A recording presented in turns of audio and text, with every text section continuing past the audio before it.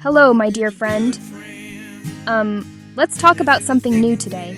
It's called cryptocurrency, or crypto for short. It might sound complicated, but I want to explain a very simple, very important part of it. Imagine you have a special keepsake box at home. Inside this box, you keep your most precious treasures, old family photos, a special piece of jewelry. You have the only key to that box. You keep it safe. You decide when to open it and who, if anyone, gets to look inside.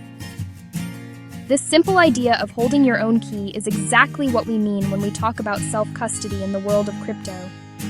Self-custody is a fancy term for a simple act. You, and only you, hold the secret key to your digital money. Now that we understand the idea of holding your own key, let's explore why it matters so much. The entire conversation boils down to one word: control. When you hold your own crypto keys, you have absolute control. Your money cannot be frozen, it cannot be seized, it cannot be lost by a company you trusted. You are the only person who can move your funds. This is a profound shift from the traditional financial system we are used to. In that system, we are always asking for permission: the bank to process a check, a credit card company to approve a purchase. We are trusting them to manage our financial lives for us. In the world of crypto, this trust is optional. You can choose to trust a company, or you can choose to trust yourself. Not your keys, not your coins. If you do not personally hold the secret keys, you don't truly own the cryptocurrency. You have an IOU from a company that promises to give you your coins when you ask for them. Most of the time, this works out just fine. But when it doesn't, the consequences can be devastating. To truly appreciate self-custody, it helps to understand the most common alternative. Most people begin their crypto journey on what is called a centralized exchange, or a CEX for short. You can think of a CEX as a big digital safe house for crypto. It's a website or an app where you can easily buy, sell, trade different types of cryptocurrencies using your regular money, like dollars, euros. They are incredibly convenient and have made crypto accessible to millions of people. However, when your crypto is in your account on that exchange, the exchange is the one holding the secret keys for you. They act as a custodian, just like a bank. Centralized means the keys and funds are held in one place, controlled by one company. That is both a strength and a weakness. It's easy for users, but it creates a single point of failure, a giant honeypot for hackers.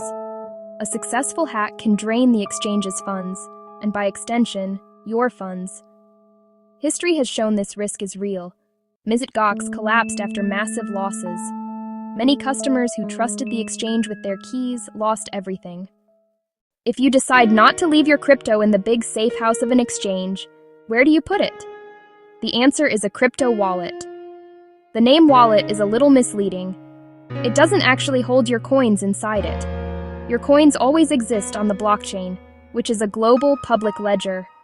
A crypto wallet is better thought of as a special keychain. It holds your secret keys. These keys let you prove ownership on the blockchain and sign transactions to send coins to others. Wallets come in many kinds, but mainly two categories: hot wallets and cold wallets. Hot wallets are connected to the internet, convenient but more vulnerable. For serious savings, people use cold storage. The safest and most popular cold wallet is a hardware wallet, a small device built to keep your keys offline. To send crypto, you connect the device and press its buttons to confirm. The secret keys never leave the secure chip. Here's a simple overview. Non-custodial, self-custody, means you control the keys. Custodial, exchange, means someone else does. And there are multiple wallet types you can choose from. When you set up a new crypto wallet, it will give you something incredibly important, whether it's a software app or a hardware device. It is called a seed phrase, a recovery phrase, a mnemonic phrase. This is a list of 12 or 24 simple English words, like apple, river, truck, future, in a specific order. This list of words is your master key. It is the single most important piece of information you need to protect. From this seed phrase, Your wallet can generate all of your secret keys for all of your different cryptocurrencies.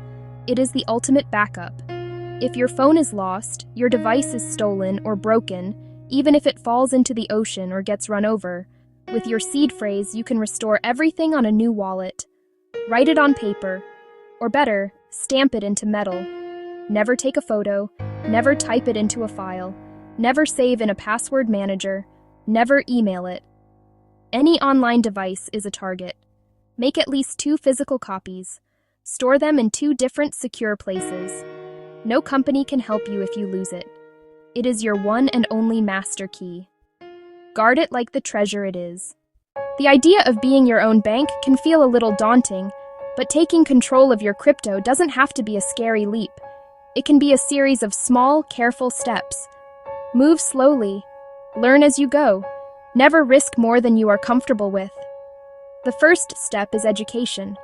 Watch simple videos. Read guides from trusted sources. Understand what a wallet is, what a seed phrase is, and how sending and receiving works. Knowledge protects you. Practice with a very small amount. Download a reputable wallet. Set it up carefully. Write down your seed and store it safely. Send $10 to $20 from the exchange. Wait for it to arrive, then send it back. That builds confidence. When ready, buy a hardware wallet. Only from the official website, for example, Ledger or Trezor. Never from third-party sellers. Set it up yourself and generate a new seed. Write or engrave the seed. Store copies in multiple safe locations. Move long-term savings to your hardware wallet. Always be vigilant about scams. No legitimate company or support person will ever ask for your seed phrase. Ever. Don't click suspicious links. Don't enter your seed on any website. Only enter your seed on your hardware device or in a new wallet app during a recovery you initiated. Follow these steps to confidently and safely take control.